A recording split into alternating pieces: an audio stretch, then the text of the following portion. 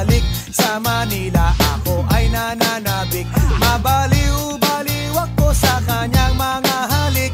Okay lang di maiwasan na mamiss paminsan-minsan, pero pag kami nakita aking panggigigilan, di ko siya titigil.